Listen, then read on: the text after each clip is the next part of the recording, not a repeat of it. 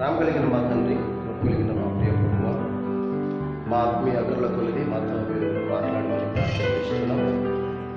చదువుబడిన వాక్యాన్ని అక్కడి చెప్పి మీ దాసులను పరిచయం బలపరచండి. అలాగే అల్పుడైన నన్ను, నా జ్ఞానము, నా బుద్ధి, నా మాటలు సరిపోవు జ్ఞాపకం చేసుకొని తెలుపును. మరి ప్రభా, మరి ఎన్నికైన వాటిని మాత్రం కనుకోవడం లేదు. మీ కృప చేత జ్ఞాపకం చేసుకొని బలపరిచి మీ సాధనంగా పనిముట్టుగా మీరు వాడుకోమని ప్రార్థన చేస్తున్నాం. వెనుకల చెవి ఎంపికల మనస్సును చేరవచ్చిన స్త్రీ పురుషులందరికీ, పెద్దలందరికీ దయచేయమని ప్రార్థన చేస్తున్నాం. వాక్యం మూలంగా ప్రతి ఒక్కరూ దీవించబడాలి, ఆశీర్వదించబడాలి. నాయన, మరి నా నోటి మాటలు, నా హృదయ ధ్యానం మీ దృష్టికి అంగీకారం అవునట్లుగా ప్రియ తండ్రి, మీరు మాట్లాడితే మా జీవితాలు నూతనపరచబడతాయి, సరిచేయబడతాయి. పరలోక ధనాన్ని మేము సంపాదించుకోవడానికి ఈ లోక ధనాన్ని మేము మరి ప్రభు మొదలుపెట్టి మరి ప్రభు వీధుల పట్ల, దిక్కులేని వారి పట్ల, అనాథుల పట్ల, సంఘం పట్ల, దేవుని దాసుల పట్ల ధారాళమైన మనసుతో మరి ప్రభా, మరి సేవ పట్ల మీ పిల్లలు మరి ప్రభు అలాంటి ఆశ కలిగి ఉండడానికి మీ కృప చూపండి. ఈ సమయంలో వాక్య పరిచయం ఎంతట్లో తోడుగా ఉండమని, మా ఆత్మీయ దిద్దుబాటు కొరకై రాయించిన లేఖనాల్లో నుంచి మాతో మాట్లాడి సమస్త మహిమ ప్రభావాలు మీరు పొందుకునమని, వాక్యానికి ప్రతి ఒక్కరూ కూడా చోటివ్వడానికి ఇద్దరు ముద్దులోనికి అటు ఇటు ఆలోచనలు చేయకుండా హుషారుతో వాక్యాన్ని విని ఆ వాక్యాన్ని తమ హృదయంలో భద్రపరుచుకునే ప్రకారంగా బ్రతికి వాక్యాన్ని ఇక సంఘం అంతటికి దయచేయమని సమస్త మహిమనికి ఆరోపించుకుంటూ యేసుక్రీస్తు వారి పరిశుద్ధ నామమును బట్టి ప్రార్థించి ఆమేన్. మంచిది. దేవుని వాక్యం చెబుతుంది. మనం చాలామంది ఏమనుకుంటామంటే, వీళ్ళు పాడైపోను, వాళ్ళు పాడైపోను అని అనుకుంటా ఉంటాం. ఎవరు పాడైపోతారో దేవుని వాక్యం చెబుతుంది. దాన్ని మనం ఆలోచించాలి. ఎవరైతే ధనాన్ని నమ్ముకుంటారో వాళ్ళు పాడైపోతారని దేవుడు రాయించి పెట్టడం ముందుగానే. ఇక మీ దగ్గరికి వచ్చినప్పుడు నేను దాదాపు ఇంచుమించు ఒక 4 తూర్లు, ఇది 5వ తూరు అనుకుంటాను. మొట్టమొదటిగా పరిశుద్ధత గురించి చెప్పాను. రెండవసారి సమాధి కార్యక్రమానికి వచ్చాను. అక్కడ మరి అపోస్తుల కార్యంలో ఉన్న సంఘటనని మీకు జ్ఞాపకం చేశాను.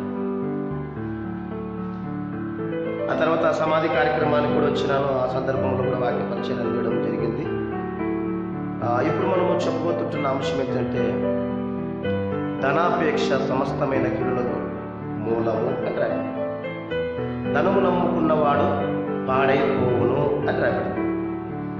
ఏమైపోతాడంట? అమ్మ చెప్పండి, ఎవరు పాడైపోతారు? పాడైపోరు కదా వీళ్ళు అని అంటుంటాం కదా. నాశనం కోరుకుంటున్నాం కొంతమందికి. అసలు వాళ్ళు పాడైపోతారో లేదు, కానీ నువ్వు నేను కనుక డబ్బును నమ్ముకుని ఉంటే ఖచ్చితంగా పాడైపోతాము అని బైబిల్ స్పష్టంగా చెప్తుంది. ఎవరు పాడైపోతారు చెప్పండి? బంగారాన్ని నమ్ముకున్న వాళ్ళు, ఆస్తులు నమ్ముకున్న వాళ్ళు, డబ్బులు నమ్ముకున్న వాళ్ళు కదా, పొలాలను నమ్ముకున్న వాళ్ళు, ఇండ్లను నమ్ముకున్న వాళ్ళు.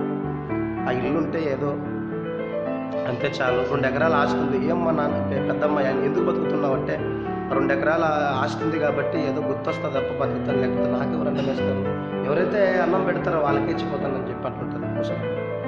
వాళ్ళు ఎందుకు బతుకుతున్నారంటే ఆస్తి కోసం, ఇల్లును చూసుకుంటా, ఇల్లును బట్టి బతుకుతారు. ఇల్లు కోసం, డబ్బు కోసం, పిల్లల కోసం, బంగారం కోసం, ఎండి కోసం, కానీ ప్రభు కోసం. సామెతల గ్రంథము 11వ అధ్యాయం 4వ వచనం. సామెతల గ్రంథం 11వ అధ్యాయం 4వ వచనం. అమ్మా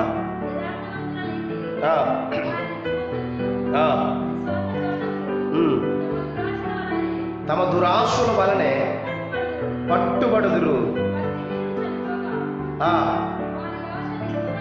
అది భక్తిహీనులు చనిపోగా వాని ఆస్తి నిర్మూలమవుతుండేది. వాని ఆశలన్నీ పోతావండి, ఇంకా అంతటితో నేల ఊరిపోతావు అంతే.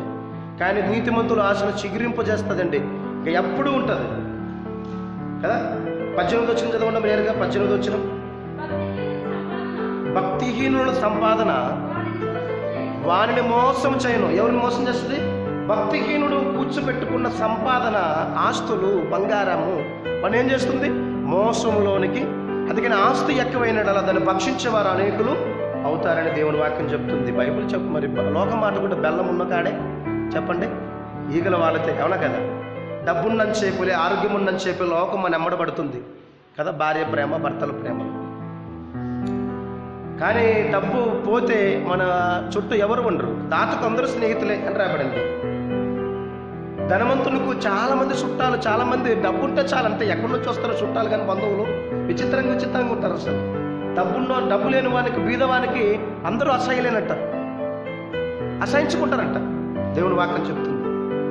అయితే ఈ డబ్బు ద్వారా దేన్ని చేయగలడు అంటే కేవలం ఈ లోకంలో దర్జాగా 3 పూట్లు మంచిగా తిని మంచి బట్టలు కట్టుకోవచ్చు, అది కూడా దేవుడు ఆరోగ్యం ఇస్తే.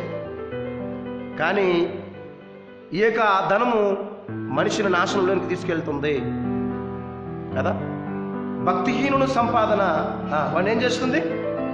మోసం చేస్తుంది. మోసపోతున్నావు.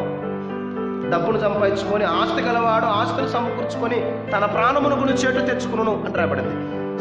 ధనాపేక్ష సమస్తమైన కీడులకు మూలం.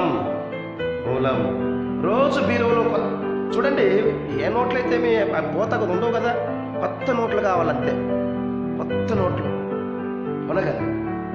జామ్ కొబ్బరించుకుంటా ఉంటారు, ఏమి ఎక్కువైతేనే ఏంటి, బీరువులో వెళ్ళి మాటికి తీయడం పెంచడం ఏమి పెరుగుతుంటుందా తగ్గుతుంటుందా?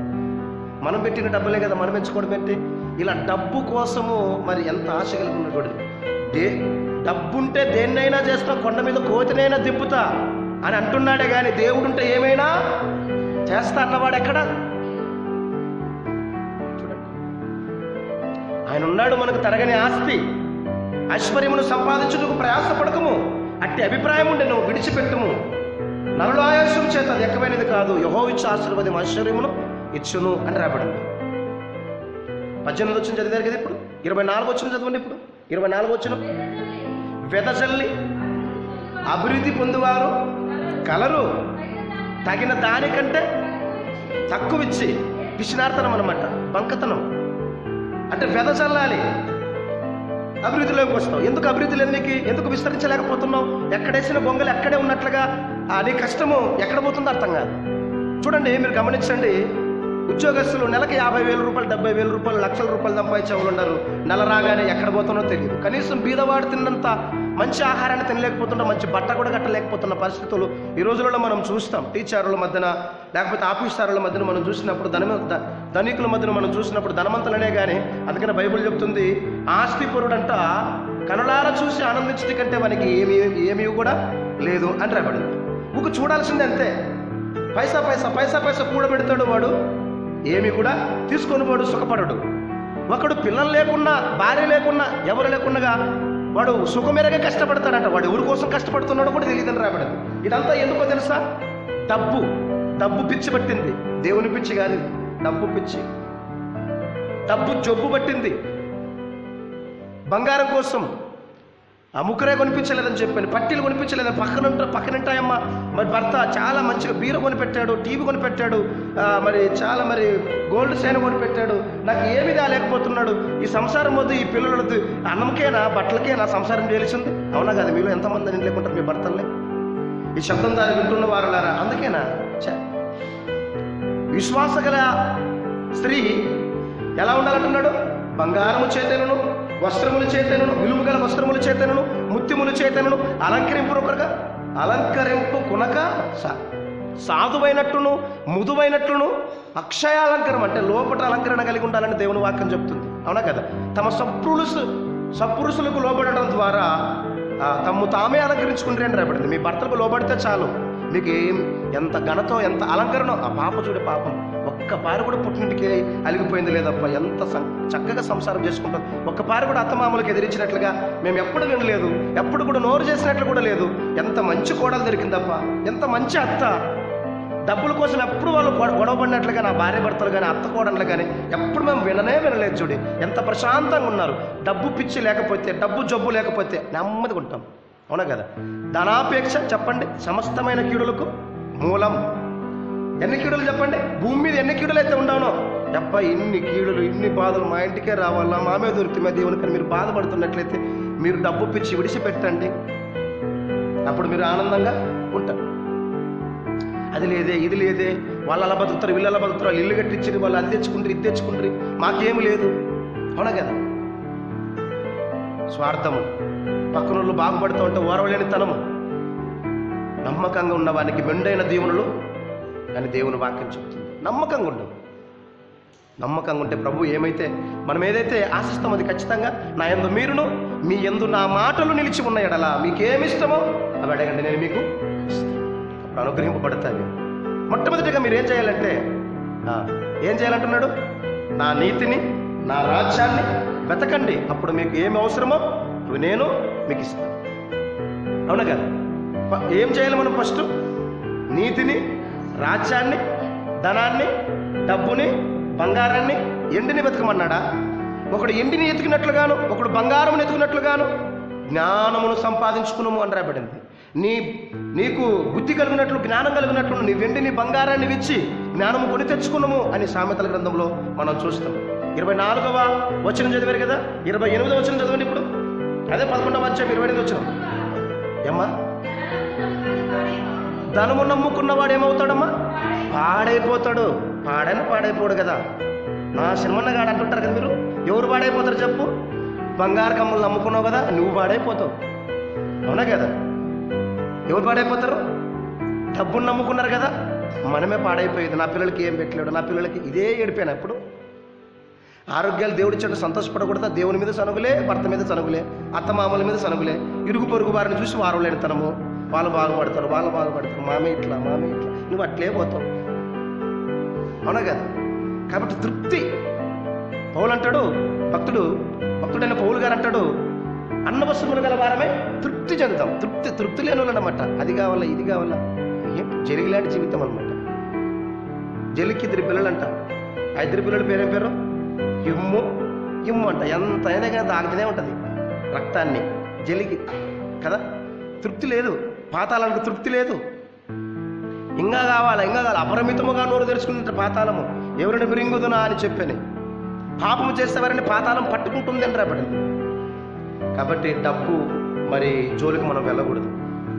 ఎందుకంటే 2 యజమానులకి ఎవడు దాసుడుగా ఉండనేరుడు అని రాబడింది. మీ ధనం ఎక్కడుండాలి? పరలోకములో. మీ ధనం ఎక్కడున్నో మీ మనసు అక్కడే. ఎక్కడికి వెళ్తుంటుంది? ఇప్పుడు మర్చిపోయాక స్థలాలు కనుక వరుస వచ్చింటే కనుక సరిగ్గా బీగలేసి వచ్చిన లేదు, ఏమో మరి ఏం కథో ఏమో, అక్కడే పోతుంది. అదే డబ్బు అలాంటివి ఏమి లేకుండా ఉంటే ప్రశాంతంగా ఉంటాం. అవునా కదా? డబ్బు కలిగిన వానికి నిద్ర ఉంటుందనా? ఆస్తులు ఉన్నవానికి, డబ్బు ఉన్నవానికి ఉండదండి. ఆనందం ఉండదు, తృప్తి ఉండదు. కష్టజీవులు మరి పొడిపారది అంటారు, కంటారా, నిద్రపోతారు, ఆనందంగా ఉంటారు, సంతోషంగా ఉంటారు. అది చాలు. అన్న వస్త్రములు చాలంతే. తినడానికి తిండి, కట్టుకోవడానికి బట్టలు, ఉండడానికి ఇల్లు, వాకిలి, కూలినాలు ఉంటే చాలంతే. కూడుగుట్టు ఉంటే అవన్నీ ఇచ్చాడా లేదా? దేవుడు ఇచ్చినా లేదమ్మా. ఎప్పుడు మనిషి దేవుడు అంటాడు గివ్వు ఫర్గివ్వు. మనిషి అప్పుడు గెట్టు ఫర్గెట్టు. ఎప్పుడు ఏమిచ్చావు దేవుడు తీసుకో. ఏమిచ్చినాడు దేవుడు? ఏం లేదప్ప, వాళ్ళకంటే ఇచ్చాడే. మామేంటికి వాళ్ళ చర్చికి. అవునా కదా? నీకు ఆవుషం ఇచ్చలేదు, ఆరోగ్యం ఇచ్చలేదు. తమిళనాడులో గాయమంటే ఇక్కడ నుంచి ఇక్కడ దాకా చెవు కొట్టించుకునేదంట. ఎక్కడి నుంచి అక్కడ దాకా ఏలాడ పడిపోయిందంట. ఒక దొంగడు పెట్టి చెవు ఎగ్గితే చిలికలు అయిపోయిందంట. మొత్తం ఆ బంగారం మధ్య చేతుల్లోకి వచ్చినాను. మరలా డాక్టర్ దగ్గరికి వెళ్ళిందంట. డాక్టర్ సార్ నాకు చెవు కుట్టిందనిందంట. ఏమ్మా అంటే, మనం బంగారం పెట్టుకోవాలి సార్ అనేది. అర్థమవుతుందా? చెవు ఇచ్చాడు సంతోషపడగా చెవు బంగారం లేవే. కాళ్ళు ఇచ్చాడు సంతోషపడ కాళ్ళు కడాలు లేవే, పట్టీలు లేవే. ముక్కు ఇచ్చాడు సంతోషపడకు ముక్కరాయి లేదే. అవునా కదా? ఎంత చూడండి, మనుషులు ఎంత దురాశపరులుగా ఉన్నారు. మనం గమనించినట్లయితే పాత నిబంధనలో మోషే దగ్గర అంటాడు, నేను మీ సన్నిధి మీతో రావాలంటే మీ ఆభరణాలు తీసివేయండి అన్నాడు. ఆభరణాలు పెట్టుకోమనింది దేవుడే, ఆభరణాలు తీసివేయమనింది కూడా. ఎందుకు అన్నాడు తెలుసునా? మొట్టమొదటిగా విగ్రహారాధన ఎలా స్టార్ట్ అయింది మీరు చెప్తారా? బంగారు తోడని దేనితో చేసుకున్నారు? సొమ్ము ఒంటి మీద ఉన్న సొమ్ము అంతా తీసుకొని ఆ బంగారు తోడు చేయడానికి ఆవరణ గారికి ఇచ్చారు. అప్పుడు స్టార్ట్ అయింది విగ్రహారాధన. అవునా కదా? 2 ఉండడం ద్వారా ఏమైపోయింది? అందం, మోసకరం, సౌందర్యము వ్యర్థము. ఇంతకు ముందు ఒక 3 ఏళ్ళు అనుకుంటాను, బాగా ఎండాకాలము బయట పండుకున్నారంటే ఒక 7 మంది స్త్రీలు, పాపము పురుషులు, స్త్రీలు 7 మంది కాళ్ళు కడాలు ఉండాలంట. ఇంకా ఉప్పుని కష్టమైకేసి కాళ్ళు నరుకొని పోయినాడంట ఆ 7 కాళ్ళు. అర్థమవుతుందా? అంటే బంగారం పెట్టుకోవడం ద్వారా క్షేమంగా తిరిగి వస్తారనే గ్యారెంటీ ఏమైనా ఉందా? ఎక్కడి నుంచి ఇక్కడ దాకా ఒక ఆయమ్మకంట యోబుని పోల్చుకుంటుంది ఒక ఆమె. శ్రమలలో ఉన్నప్పుడు యోబుని పోల్చుకుంటుంటారు కొంతమంది, యేషోకుని పోల్చుకుంటారు, యేసు ప్రభు లాంటి శ్రమలు లేక ఉంటారు. ఈ బాధలు ఎవరికి రాకూడదు తప్ప అంటుంటారు. ఏమైంది మరి ఆయన నాకు యోబు లాంటి శ్రమలు అనిందంట. ఒకసారి ఇలా చూశాడంట పైనుంచి పట్టశీర దగ్గ మెరుస్తున్నదంట. బంగారు నగలు అంటే ఎక్కడ చూసినా, ఎక్కడైనా పుండ్లు ఉండవనా, చీము కారుతుందా, పురుగులు పట్టిన దేహం అంతా అని చూసి ఎక్కడ అంత బాగుంది. ఏమంటున్నదో చెప్పండి? యోబు లాంటి శ్రమలు అంట. ఎలాంటి శ్రమలు? వాళ్ళంతా బంగారం ధరించుకుంది. ఇలాంటి వాళ్ళు ఉంటారండి. దేవుని వాక్యం చెప్తుంది, ధనాపేక్ష లేని వారే మీరు బ్రతకండి. మీ ధనం ఎక్కడున్నో మీ మనసు అక్కడుండును. మీరు ధనము మరి ఏం చేయాలంటున్నాడు? మీరు మీ యొక్క ధనాన్ని పరలోకములో సమకూర్చుకోండి, అక్కడ దొంగలు రారు. మీ బంగారం తుప్పు పడుతుంది, ఇక్కడ బంగారం తుప్పు పడుతుంది, ఇక్కడ బంగారము, ఇక్కడ డబ్బుకి భద్రత లేదు. కాబట్టి ప్రపంచ బ్యాంకు, స్విస్ బ్యాంక్ అని చెప్పని ప్రపంచ బ్యాంక్, రహస్య బ్యాంకులో డబ్బు వేసుకుంటున్నారు మన భారతదేశంలో ఉన్న అధికారులు. ఎవరికి తెలియదు ఆ బ్యాంకులో ఎంత డబ్బు ఉండదని చెప్పని, ఎవరికి చెప్పరు కూడా. రహస్య బ్యాంక్ అంటారు దాన్ని. వీడు చచ్చిపోతే ఇంకా డబ్బు అంతా ఇతర దేశాలకు పోతుంది అంతే. ఇప్పుడుండే డబ్బు అంతా అక్కడ వేసి వస్తున్నారు. నల్లధనం అని చెప్పి మోడీ బయటకు తీయాలని చెప్పి చూసా 10,000 చేసినాడా? వేయలే. అంటే ఎంత భయంకరంగా కొల్లగొట్టుకుంటున్నారు ప్రజలని. అధికారంలోకి రావడానికి ఎందుకు అధికార దాహం అంటే డబ్బు సంపాదించుకోవడానికి. ఇటు మరి అధికారులు మొదలుకొని సామాన్యమైన ప్రజలు మొదలుకొని ప్రతి ఒక్కరికి డబ్బు ఆశ, డబ్బు జబ్బు. కాబట్టి ధనాపేక్ష లేని వారిగా ఉండాలని దేవుని వాక్యం చెప్తుంది. లూకాసు వార్త 12వ అధ్యాయం చదవండి ఒకసారి. లూకాసు వార్త 12వ అధ్యాయము 16వ వచనం. ఒకని కలిమి విస్తరించే చేత మన జీవమునకు మూలం కాదు. ఓ అబ్బాయి ఇంకా ఆస్తులు ఎందుకు సంపాదించుకున్నారు, ఎట్లా బాగా దర్జాగా బతుకుతారని అనుకుంటాం మనం. కానీ వాని జీవనానికి వాడికి చెడు పంట. ఆస్తి గలవాడు వాడికి చెడు తెచ్చుకోవడానికి ఆస్తిని సమకూర్చుకుంటాడు అని దేవుని వాక్యం చెప్తుంది. మరియు ఆయన వారితో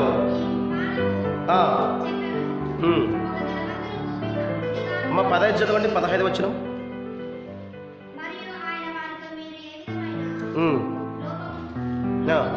లోభం అంటే మీరు తెలుసా? లోభము అంటే బంకతనము.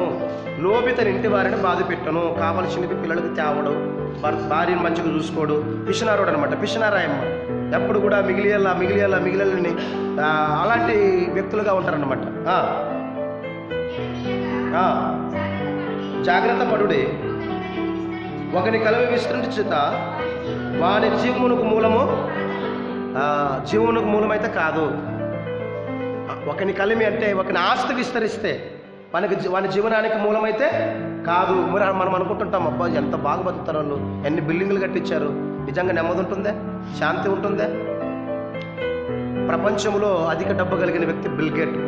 అతన్ని అడిగారనమాట మన వాళ్ళు, కొందరు ప్రశ్న వేశారు, అయ్యా నీకు ఏం కావాలంటే అది కండ్ల ముందు ప్రత్యక్షమవుతుంది, నీకు ఏమైనా నువ్వు చేయగలుగుతావు, నీకు అన్నీ ఉండవు కదా అంటే అన్నాడంటే ఆయన, నేను వద్దు అనుకున్నది నా దగ్గరికి వస్తూ ఉన్నది, నేను కావాలనుకుంటున్నది అది దూరం వెళుతున్నది అన్నాడంట. ఏంటయ్యా అంటే, నేను డబ్బు వద్దు అనుకుంటున్నాను, నీకు చాలు అనుకుంటుంటే కదా నన్ను వెంబడిస్తూనే ఉంది. ఆయన డబ్బు ఎంత తెలుసు మీకు? 7 ట్రైన్లకి అవుతుందంటే ఆయన డబ్బు. 7 ట్రైన్లు, పెద్ద ట్రైన్లకి. ట్రైన్ అంతా ఎంత పెద్దగా ఉంటుందో తెలుసు కదా మీకు, ఎన్ని పెట్లు ఉంటాయి కదా. అన్ని మరి ఆయన 100 రూపాయల నోట్లు చంద్రమండలానికి అవుతానంట. అట్లా 100 రూపాయల నోట్లు పేర్చుకుంటూ పోతే చంద్రమండలానికి అంటుతామంట ఆయన డబ్బు లెక్క పెడితే. అంత డబ్బు కలిగిన వ్యక్తి ఏమంటున్నాడు, నువ్వు వద్దు అనుకుంటున్నది నా దగ్గరికి వస్తూ ఉన్నది, నన్ను కావాలనుకుంటున్నాను, అది నాకు దూరము. ఏంటంటే దూరము? మనశ్శాంతిగా ఉండాలనుకుంటున్నాను. డబ్బున్నోనికి మనశ్శాంతి ఉంటుందే. కాబట్టి ప్రశాంతంగా ఉండండి. ఎందుకు గొడవలు పడతారు? 2 రోజులు కదా ప్రభు పిలిస్తే వెళ్ళిపోతాం కదా, అవునా కదా? ధనాపేక్ష లేని వారుగా బ్రతకమని దేవుని వాక్యం చెప్తుంది. ఎందుకంటే సమస్త కీడులు ఇక్కడి నుంచే వస్తున్నాయి, అవునా కదా? అన్నదమ్ములు విడిపోవడానికి గింత జాండ స్థలం కోసం కదా, కొంచెమే జిట్టడి స్థలం కోసం కొట్లాడుతారంటే గొడవలు పడతారు. చేనులో రసం ఇవ్వడానికి కూడా గొడవలే, బుర్రల బాలు కొట్టుకోవడం, లేకపోతే కోర్టుల దాకా జైలు చుట్టూ తిరగడము, ఆస్తులు తగాదలే కదా. తమ్ముని చంపడం, అన్నం చంపడం, భార్యను చంపడం, భర్తను చంపడం, పిల్లలను హతమార్చడం డబ్బు కోసమే కదా. వ్యభిచారము, ఈ దొంగతనాలు, మోసాలు దేనికోసం చెప్పండి? డబ్బు కోసమే కదా. ఈ అధికారాలు ఎందుకోసం చెప్పండి? డబ్బు కోసమే కదా. ఈ రోజున సంఘంలో కూడా సంఘ పెద్దలు కావడానికి కూడా డబ్బు కోసమే కదా. హోదాల కోసం, డబ్బు కోసం మనుషులు రకరకాల ప్రయత్నాలు చేస్తూ ఉన్నారు. ధనాపేక్ష సమస్తమైన కీడులకు మూలం. ధనాపేక్ష లేని వారై బ్రతికితే గనక ఎంత హ్యాపీగా ఉంటాం, ఎంత ఆనందంగా ఉంటాం. పిసినితనం కలిగి ఉండకూడదు అనమాట. దేవునికి ఇచ్చే విషయంలో తగిన దానికంటే తక్కువ ఇచ్చి లేమిడికి వచ్చేవాళ్ళంటే అసలు దీన స్థితికి వెళ్ళిపోతారనమాట, దరిద్రపు స్థితికి వెళ్ళిపోతారు కదా. దీన స్థితి కాదు, దరిద్రులు అని రాబడింది. దరిద్రుడు అంటే అసలు వాడు ఇంకా పని పాట లేకుండా మనం వచ్చి సతాయిస్తుంటాడు బీదలని బైబిల్లో రాయబడింది. ఎవరు దరిద్రుడు చెప్పండి? ఏమి లేనివాడు వచ్చి వాడు బీరుగురు సింగులోడు వస్తాడు కదా, చేయి కోసుకుంటాడు, సలకలతో కొట్టుకుంటాడు, వాడు దరిద్రుడు అనమాట. బీదులనే బాధిస్తాడు వచ్చి కదా అని రాయబడింది బైబిల్లో. బీదులు అంటే ఎవరు? మనము సామాన్యమైన వ్యక్తులు అన్నమాట. కనీసం ఒక చెంటు స్థలమో లేకపోతే 2 చెంట్ల స్థలమో ఏదో కూలి నాలుగు చేసుకొని బతికే వాళ్ళు బీదలు. ఒకవేళ ఎకరాలు ఆస్తి ఉంది, డబ్బు ఉంటే వాళ్ళు ధనవంతులు, మధ్యరేఖ కిందకు వస్తారనమాట.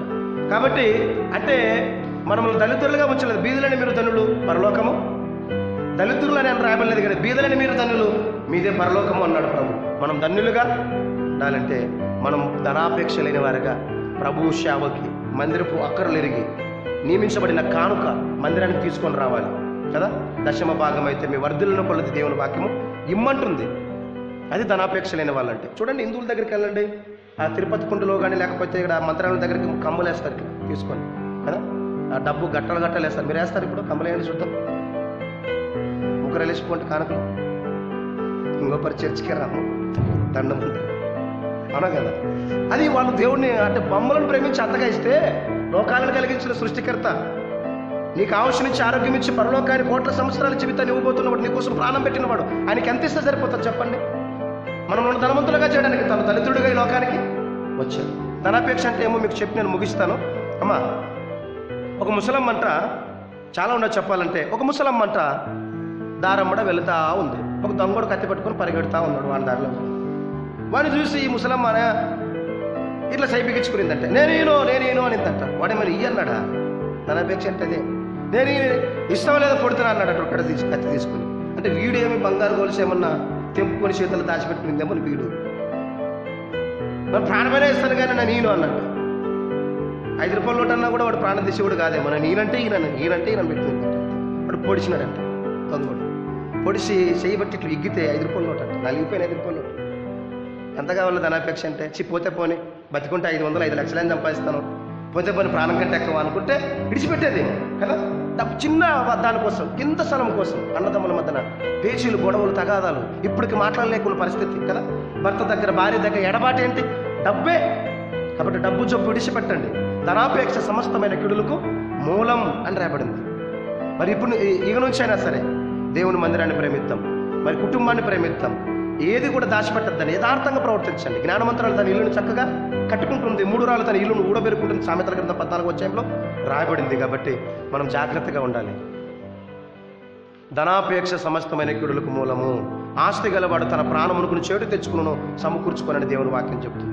ఐశ్వర్యమును సంపాదించుటకు ప్రయాస పడుకము అని రాబడింది. ధనము నమ్ముకున్నవాడు పాడైపోవును, భక్తిహీనుని సంపాదన వారిని మోసములో ఉంచుతుంది అని రాబడింది. కాబట్టి ధనము నమ్ముకున్నవాడు పాడైపోవును.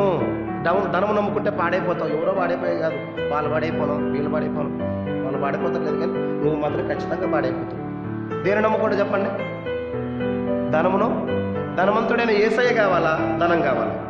ఏమ్మా, ఒక చిన్న ఉపమానం చెప్పి నేను ముగిస్తా. అమ్మా వినండి, మీకు గంటలు కాలేదు కదా, కొద్దిగా వచ్చుకుని లేక ఆదివారం రాత్రి పెట్టేది.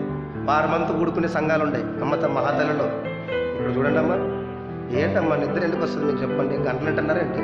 10:30 వరకు వాక్యం చెప్తాను. కొన్ని సంఘాలు నాకు బాగా పరిచయం ఉన్న కాడ ఇంకా చెప్పు అంటారు. మరి మన విశ్వాసం, మన భక్తి ఆటకంటే ఇంక ముగించుంటే చాలు, అట్లా చెప్తాడు అన్నట్టు ఉంటుంది. అవును కదా, ఏం లేదు, వాక్యం ముగించినట్లే. ఒక ధనవంతునికి ఒక ఆలోచన వచ్చిందంట. పెద్ద గడంగి ఏర్పాటు చేసి అందులో సామగ్రి అంతా కూడా సమకూర్చాడనమాట. మారుతి కార్లు, టీవీ, ఫ్రిడ్జ్, లేకపోతే ఇంకా మరి బంగారము, ఎండి, రకరకాల వస్తువులు అందులో ఏర్పాటు చేశాడు. బైక్, ఇవన్నీ ఏర్పాటు చేసి జ్ఞానం గల వాళ్ళు ఎవరో పరీక్షించడానికి చాలామందిని మరి పోగు చేశాడు అనమాట. ఎవరికి ఇష్టం వచ్చిందో వాళ్ళకి ఉచితంగా ఇస్తున్నాను, తీసుకెళ్ళండి రా అన్నాడట. చాలామంది టీవీ కావాలనుకున్నాడు టీవీ, ఫ్రిడ్జ్ కావాలనుకున్నాడు ఫ్రిడ్జ్, లేకపోతే ఇంకేంటి బంగారం కావాలనుకున్నాడు బంగారము. ఎవరిని తెలుగును బట్టి టీవీ మరి ఇంటికాడ ఉన్నప్పుడు టైంపాస్ కాకపోతే చూడాలని వాళ్ళు తెలియట్ల. మార్తికారు ఉంటే అక్కడ తిరిగి రావచ్చు కదా, చూడొచ్చు కదా ఒకడు. బైక్ ఉంటే ఎంజాయ్గా తిరగచ్చు కదా ఒకడు. రకరకాల డబ్బు ఉంటే ఇంకా మరి ఏదైనా చేయొచ్చు కదని చెప్పి బంగారం ఇలాగా ఎవరికి వచ్చిన జ్ఞానం బట్టి ఎవరికి ఇచ్చిన జ్ఞానమును బట్టి వాడు తీసుకెళ్తా ఉన్నాడు. అందరికంటే ముందు వచ్చినవాడు అందరికంటే ముందు వచ్చినవాడు ఏమి తీసుకోకుండా అలాగే వస్తువులన్నీ కూడా అది తీసుకుపోయేవాళ్ళని ఆ వస్తువులు చూసుకుంటా నిలబడ్డాడు. అయ్యా అందరికంటే నువ్వు ముందు వచ్చావు, అందులో మరి ఏది కూడా మరి నువ్వు ముట్టలేదు, తీసుకోలేదు, అందరూ తీసుకెళ్ళిపోతున్నారు కదా, నీకు నచ్చింది ఏంటో తీసుకొని వెళ్ళిపోవచ్చు కదా అంటే నాకు ఇందులో ఏది నచ్చలేదు అన్నాడంట. మరి ఏం నచ్చింది అంటే నువ్వే నాకు నచ్చావు అని చెప్పి నా కుర్చీలో కూర్చున్న ధనవంతుని ఎత్తుకున్నాడంట, అంతే నువ్వు కావాలి నాకు అన్నాడంట. ఇప్పుడు మీకు ఏమన్నా అర్థమైందా? ఇవన్నీ నీవే కదా, ఈ వల్ల ఎవరివి? నీవే. ఇంకా ఎన్ని ఉండవు నీ దగ్గర, నీవే నా సొంతమైతే లోకం కావాలా, లోకాన్ని చేసిన దేవుడు కావాలా, లోకంలో ఉన్న ధనము కావాలా, దేవుడిచ్చే ధనం కావాలి నీకు. అది కాబట్టి ఆయన అత్తుకోవాలి మనం, అవునా కదా? ధనవంతుడైనా ఆయన ధనము తరిగిపోనిది కదా, ఇట్లాంటి లోకాలను ఎన్నైనా చేయగలడు. ఎన్ని బంగారాన్ని, వజ్రాలు, రత్నాలు, మాణిక్యాలని ఆయన కలిగించాడు. ఆయనని మనం కలిగి ఉంటే కనుక 12 గుమ్మములు కలిగిన పట్టణాన్ని మనం చేరిపోతాం. ఆకలి దెప్పిక ఎండ మరణము లేని పరలోకానికి వెళ్ళిపోతాం ఒకరోజు. కాబట్టి ఆ బంగారు పట్టణానికి, బంగారు వీధుల్లో మనం వెళ్ళిపోతాం. బంగారం లాంటి ఆత్మలు సంపాదిద్దాం. మనకు అక్కడ కిరీటం రావాలంటే, అక్కడ ఘనత రావాలంటే మనం ఏం చేయాలి? వజ్రం లాంటి ఆత్మలనే సంపాదించాలి. ఖాళీగా పోకూడదు, ఒట్టి చేతులతో పోకూడదు, అవునా కదా? నువ్వు పనికి వెళ్ళావు, ఒట్టి చేతులతో పోస్తావు ఇంటికి, భర్త ఏమంటాడు? వారం అంతా పని చేసి ఎక్కడ ఉండదు కూలి అంటాడు లేదా? ఎక్కడ పోయింది డబ్బులు, ఏం చేసినావు అని చెప్పి అంటాడు. అట్లాగనే దేవుడు మనకు భర్త, ఆయన సృష్టికర్త, ఆయన మనల్ని లెక్క అడుగుతాడు. నువ్వు రక్షించబడ్డావు, ఎన్నాళ్ళైంది, ఎన్ని సంవత్సరాలు, ఇది ఏం ఫలించావు, ఎంతమందిని ఆకర్షించావు, నిన్ను వెలిగించాను కదా ఎంతమందిని వెలిగించావు, నిన్ను రక్షించాను కదా ఎంతమందిని రక్షించావు, అవునా కదా? నిన్ను ఆశీర్వదించాను, ఎంతమందిని నీ ద్వారా ఆశీర్వదించబడ్డారని దేవుడు లెక్క అడుగుతాడు ఒక రోజు. కాబట్టి మనము సంపాదించుకునే ధనం ఏంటంటే ఇతరులకు సువార్త అందించడమే. మందిరపు కొరతలు ఎరగాలి, సేవకుల యొక్క కొరతలు ఎరగాలి. అలాగా మరి దేవుని పరిచర్యలో ధారాళంగా ఉండాలి. అలాగే కుటుంబంలో ఇబ్బందులు పెట్టుకోకూడదు. భర్తను కానీ, భార్యను కానీ, పిల్లలను కానీ ఆ డబ్బుల విషయాలలో, వస్త్రాలు కొనిచ్చే విషయంలో, అన్నం పెట్టే విషయంలో సమృద్ధిగా మంచి మంచి వాటిని తింటూ ఈ రుణాలు ప్రభు కొరకే బ్రతుకుతూ దేవుని సేవలో వెళ్ళే వాళ్ళని బలపరచండి. లేదా మీరైనా వెళ్ళండి అని దేవుని వాక్యం చెప్తుంది. ఆ రీతిగా ధనాపేక్ష లేని వారుగా, డబ్బు పిచ్చి లేని వారుగా, ప్రభు ఉంటే ఏమైనా చేయగలను అనే ఆ యొక్క గోల్ మనం పెట్టుకొని ప్రభు కొరకే మనం బ్రతకాలి. ఎందరో ఆస్తులు, అంతస్తులన్నిటిని కూడా విడిచిపెట్టి ప్రభుని వెంబడించారు. అలాంటి వారుగా మనం కూడా ఉందాం, ధనాపేక్ష లేని వారుగా ఉందాం. మంచిది, దేవుడి మాటలు మన వినికిడిలో దీవించునుగాక. మరి మిగతా కార్యక్రమాలు ఏదో కానుకలు పెడతారా? తర్వాత చివరిగా దేవుని దాసులు ప్రార్థన చేస్తారు. కానుకల పాట మరి సహోదరులు కానీ సహోదరులు కానీ తీసింటే పాట తీసినారమ్మా.